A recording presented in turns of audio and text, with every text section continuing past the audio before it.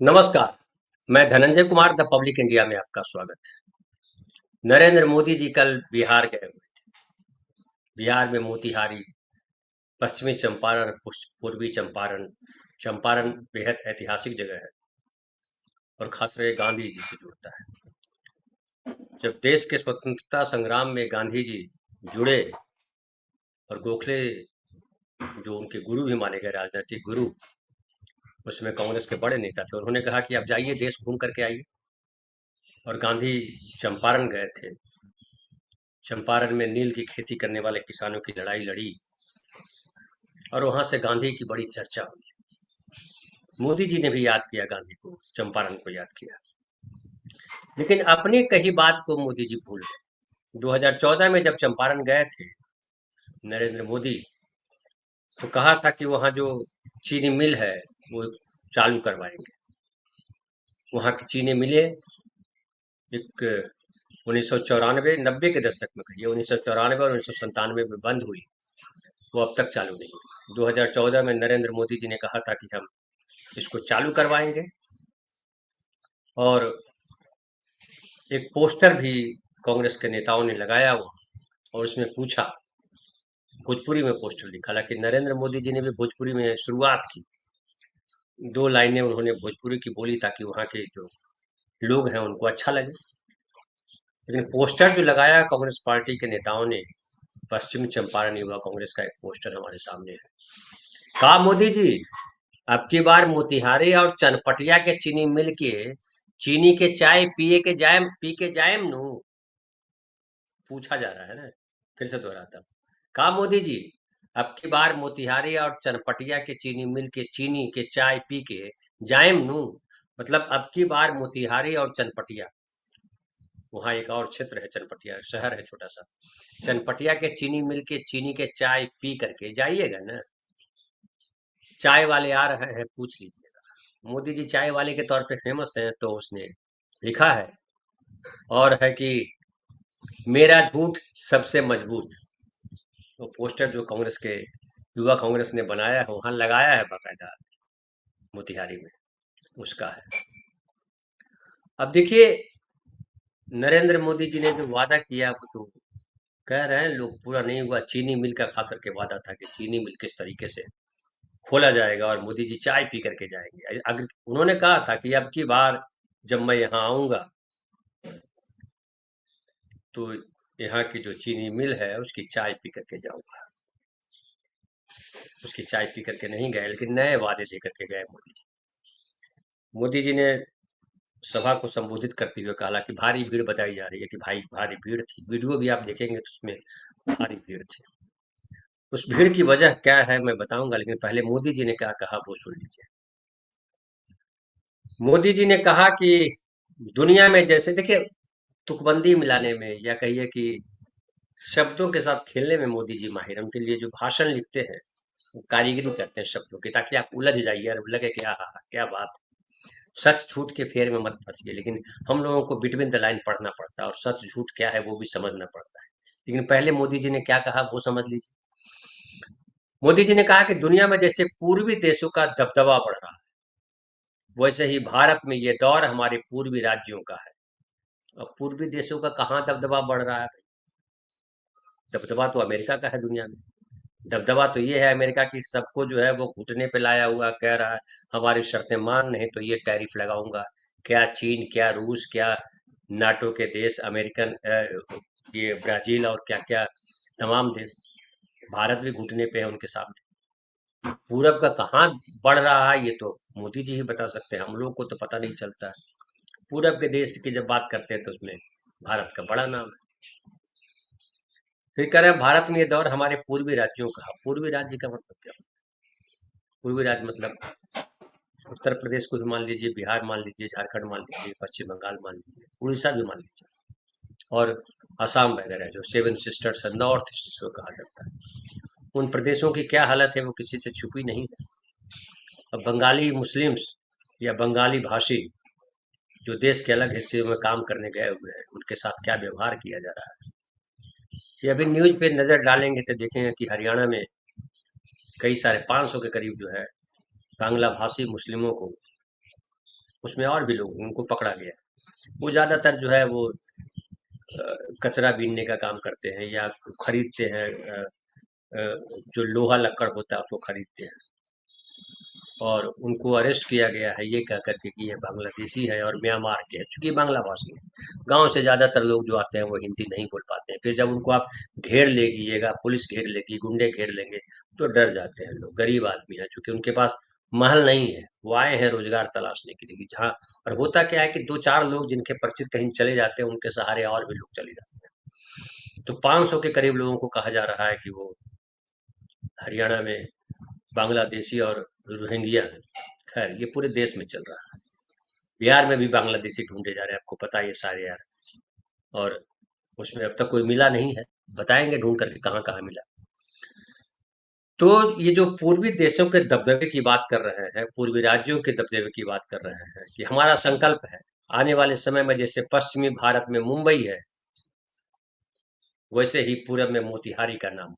अब देखिए, मोतिहारी के लोग ताली क्यों नहीं बजाएंगे? मुंबई और मोतिहारी, म म कितना बढ़िया जुड़ता है, मुंबई से मोतिहारी। तो मुंबई में जो समृद्धि है वो मोतिहारी चली जाएगी। अहमदाबाद चली गई समृद्धि। अब क्या है, मैं यहाँ देखता हूँ कि जितनी ट्रेनें हैं यहाँ से मराठी भर भर करके जाते हैं, अहमदाबाद जा रहे हैं। मतलब जब कहते हैं तो बंदी भी मिलाते हैं, तो क्या पता नहीं बैक माइंड में या हृदय में कुछ चलता है कि नहीं चलता है कि क्या झूठ बोल रहे हैं यार। अरे छोड़िए मुंबई और मोतिहारी, आप अहमदाबाद को तो मुंबई बना के दिखाइए पहले। जितनी ट्रेनें आती हैं उस इलाके से, जो गुजरात से गुजर के आती है, ज्यादातर उसमें गुजराती होते हैं जो मुंबई में काम करते हैं या मुंबई में व्यवसाय करते हैं या मुंबई से उनको कुछ लेना देना है। मुंबई से जा रहे मराठी नहीं जा रहे हैं उन ट्रेनों में। डेली 20 ट्रेन चलती है मुंबई से अहमदाबाद होकर के गुजरती है, सूरत, बड़ौदा, अहमदाबाद और दिल्ली तक जाती है ट्रेन, या और कश्मीर तक जाती है। उसमें कौन सबसे ज्यादा होते हैं?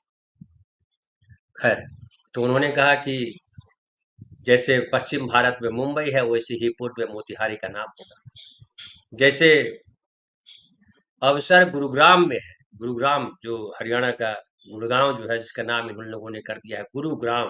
पहले गुड़गावा कहलाता था, वहां के लोग गुड़गावा बोलते थे, बाहर के लोग गुड़गांव बोलते थे, जो दिल्ली से सटा हुआ हरियाणा का इलाका है। जैसे अवसर गुरुग्राम में है, वैसे ही अवसर गया जी में बने।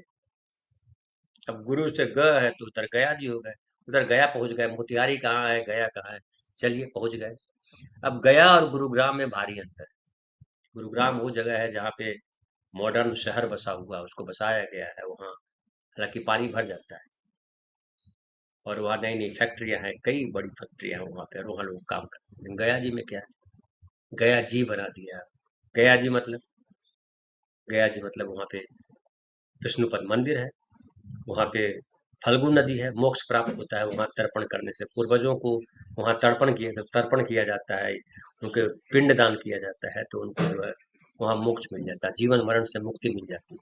गया जी की इसलिए चर्चा होती है। पुणे की तरह पटना, पुणे क्या है, पटना क्या है?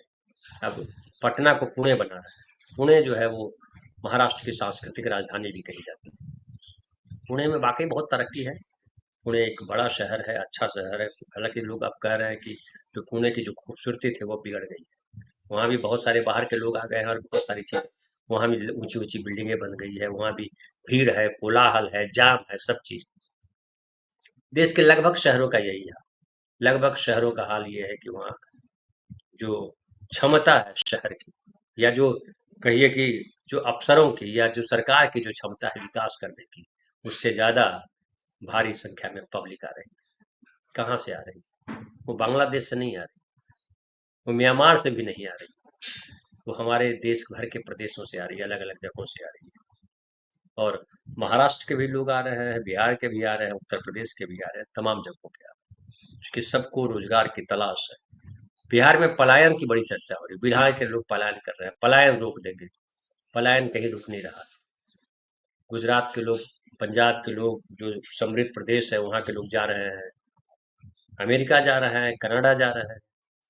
एक एक करोड़ रुपए खर्च कर रहे हैं कनाडा अमेरिका जाने के लिए। साउथ के लोग जो है मलेशिया जा रहे हैं, सिंगापुर जा रहे हैं, सब जा रहे हैं। 2 लाख लोग हर साल भारत छोड़ करके विदेशों में बस रहे हैं। और जो विदेशों में बस रहे हैं तो कोई गरीब नहीं है, रोजगार ढूंढने नहीं जा रहा। 1 करोड़ रुपया दे करके अगर अमेरिका में जीवन ढूंढने जा रहा है, इसका मतलब वो इस जीवन से तंग आ गया, उसको लगता है कि अमेरिका में ज्यादा बढ़िया जीवन है। उसको कौन रोक पा रहा है? क्या अभी जो आया था वहां से विमान जो भेजा था ये ट्रम्प ने, अवैध अप्रवासी भारतीयों का जो को लेकर के सिक्कड़ चेन और हथकड़ी बांध करके, उसमें आधे से ज्यादा गुजराती थे। बिहारी उसमें एक नहीं पकड़ा गया। तो इससे पता लगता है कि पलायन का सबसे ज्यादा अपमानजनक हाल जो है किस प्रदेश में। मोदी जी को वो नहीं दिखाई पड़ता है, मोदी जी कहीं उसकी चर्चा नहीं करते। बिहारियों की चर्चा जरूर करते हैं। लोग ये भी कहते हैं बिहार में वाकई बड़ी गरीबी है, बिहार में गरीबी है, लेकिन वहां लोग जीना जानते हैं। और देखिए झूठ किस तरह से बोला जाता है। एक तो चीनी मिल वाला बता ही दिया कि चीनी मिल उन्होंने कहा था 2014 में कि हम अगली बार तभी आएंगे जब आएंगे तो इसी मोतिहारी में जो पश्चिमी चंपारण पूर्वी चंपारण में जो चीनी मिल है, उसमें जो मिल खुलेगी और उसमें जो शक्कर बन रही होगी, उस शक्कर को हम शक्कर चाय में घोल करके पिए। वो तो हुआ नहीं। 14 और 24 गुजर गया, 25 चल रहा है। कई बार बताया जा रहा है मीडिया में कि 52-53 बार प्रधानमंत्री गए हैं बिहार। अब तो और उनका दौरा बढ़ गया है बिहार। आपको याद होगा पहलगांव में जो अटैक हुआ, वहां भी जब बोलना था तो बिहार जाकर के बोले। फिर बिहार गए, फिर बिहार गए, अभी फिर बिहार गए। और मोतिहारी खास करके गए हैं, क्योंकि मोतिहारी जो है वो जो इलाका है पश्चिमी चंपारण और पूर्वी चंपारण जो जुड़ता है, वहाँ 24 विधानसभा सीटें हैं। और इस 24 विधानसभा सीटों में अगर बात करें तो 2020 में एनडीए के हिस्से 18 सीटें थी, बीजेपी के हिस्से 16 और जेडीयू के पास 2 सीट। तो बीजेपी का गढ़ है एक तरह से कहीं। तो वहाँ नरेंद्र मोदी जी गए और वहाँ भारी भीड़ थी। अब जो है उसके बाद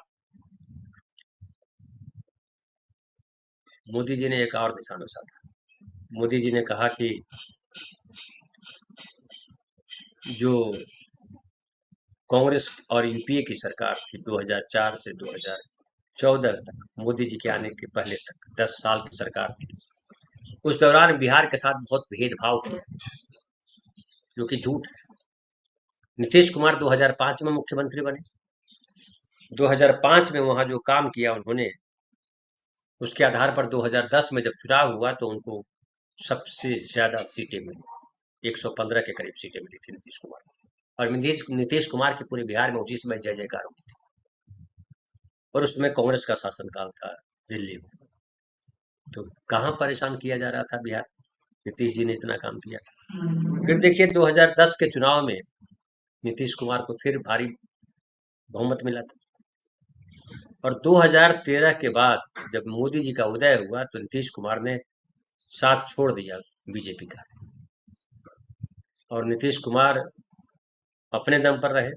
फिर जो है 2014 के चुनाव में कांग्रेस, 2014 के चुनाव में तो लोकसभा चुनाव में अकेले लड़े नीतीश कुमार, लेकिन फिर 2015 का जो बिहार का चुनाव हुआ उसमें नीतीश कुमार आरजेडी के साथ मिलकर के लड़े, बीजेपी का दामन छोड़ दिया। फिर बहुत भारी संख्या बहुमत से जीते नीतीश कुमार।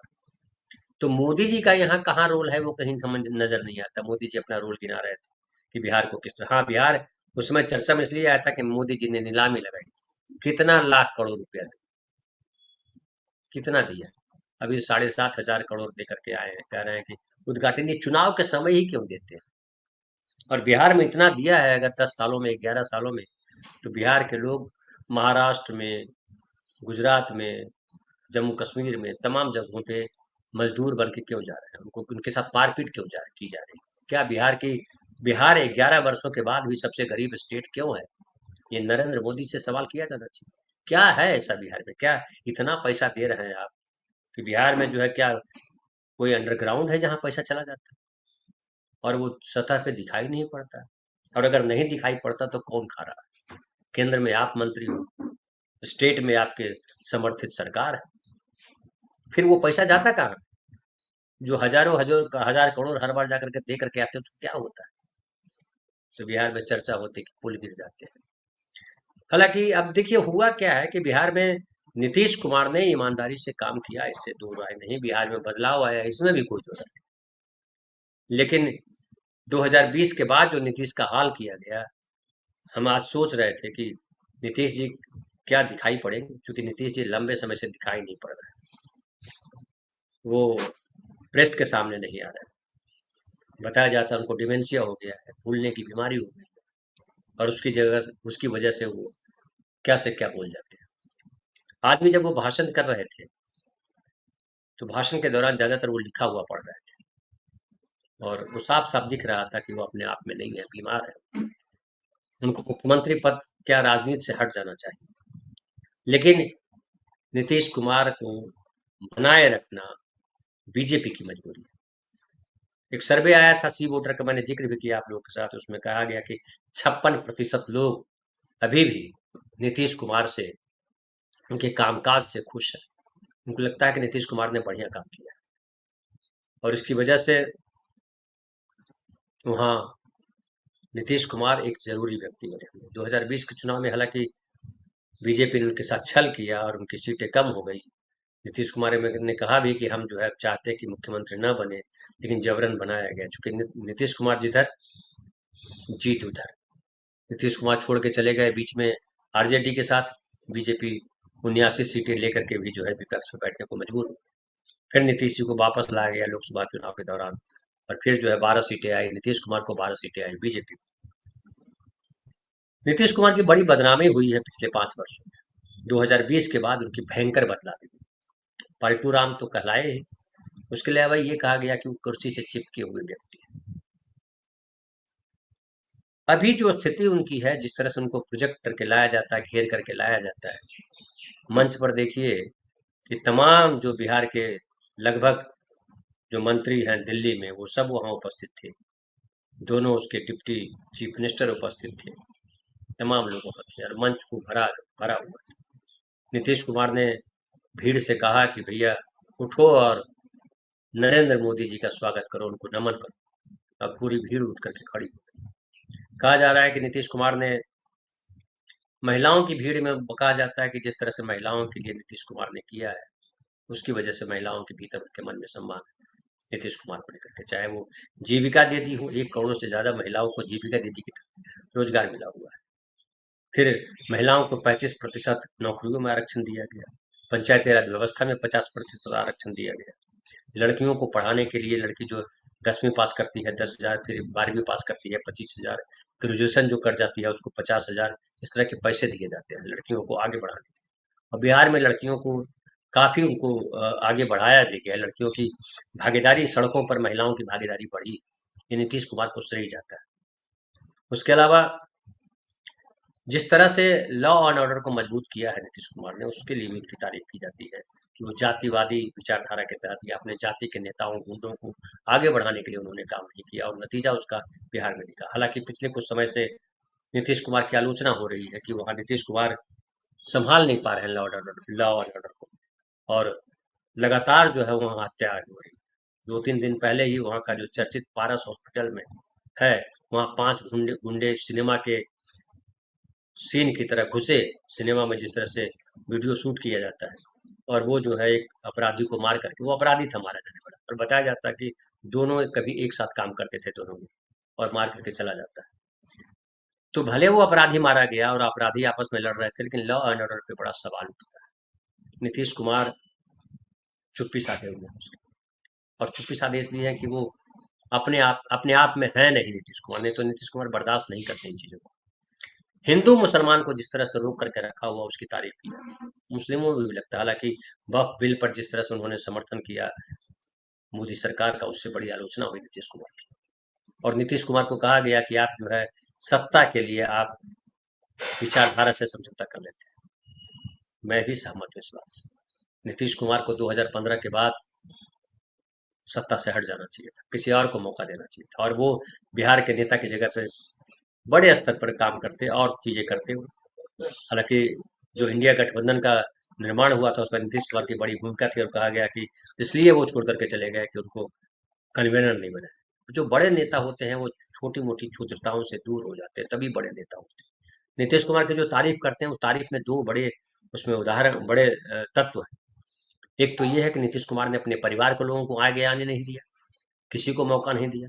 और दूसरा, नीतीश कुमार ने जाति की राजनीति नहीं की। लोग कहते भले उनके विरोधी हैं कि वो कुर्मी और कोयरी के वोट पर खड़े हैं, लेकिन उन्होंने कभी जातिवाद नहीं किया उस तरीके से, जिस तरह से और लोगों पे आरोप लगते रहते हैं। तो नीतीश कुमार की ये क्वालिटी थी, लेकिन उस क्वालिटी को उन्होंने खुद ध्वस्त किया, खास करके जब 2020 में वापस मुख्यमंत्री हुए। उनको किसी दूसरे को मुख्यमंत्री बनने देना चाहिए था। और अभी भी जिस तरह से वो बीजेपी की बीजेपी के चंगुल में फंसे एक तरह से कहें। और बीजेपी भी उनको अपने लिए प्रोजेक्ट कर रही है, उनको पोस्टर बॉय बना रखा हुआ कि नीतीश कुमार के नाम पर हम वोट लेंगे, क्योंकि मोदी के नाम पर तो वोट मिलेगा नहीं। और देखना है कि 2025 के चुनाव में क्या होगा। लेकिन जिस तरह से नीतीश कुमार की लगातार बुराई हो रही है, नीतीश कुमार के बारे में चर्चा हो रही है कि वो बीमार हो गए हैं, अब नहीं संभाल सकते, उनको हट जाना चाहिए, ये लोगों को लग रहा है कि नीतीश कुमार को अब हट जाना चाहिए। तो नीतीश कुमार को जब हट जाना चाहिए, तो 2025 में अगर एनडीए को जीत मिलती है तो कौन होगा मुख्यमंत्री, ये सबसे बड़ा सवाल है। और इस सवाल के लिए बीजेपी अब तक अपना कोई चेहरा नहीं दे पाई। चिराग पासवान अपने दम पर कह रहा है कि मैं मुख्यमंत्री हो सकता हूँ, लेकिन 20-25 सीटें लड़ने वाला व्यक्ति मुख्यमंत्री हो सकता है क्या? बीजेपी नीतीश कुमार की जगह चिराग पासवान को बढ़ाएगी, ये भी सवाल उठ रहा है। फिर एक सवाल उठ रहा है कि ये जो प्रशांत किशोर है, प्रशांत किशोर भी बीजेपी के एक विंग की तरह काम कर रहा है। वो नीतीश कुमार को गाली देते हैं, वो तेजस्वी को गाली देते हैं, लेकिन बीजेपी पर चुप्पी साध देते हैं। अगर वो जीत करके आते हैं 5 सीट, 7 सीट, 2 सीट, 4 सीट, जितनी सीटें जीत करके आते हैं, हालांकि उनके समर्थक कह रहे हैं कि अब अगला मुख्यमंत्री तो प्रशांत किशोर होने वाले, जो कि असंभव है। सूरज जो है फिर पूरब से उगना बंद कर देगा। नीतीश कुमार के बारे में जैसे उन्होंने कहा कि 25 से ज्यादा सीटें अगर आती है तो मैं राजनीति छोड़ दूंगा, ये प्रशांत किशोर ने कहा।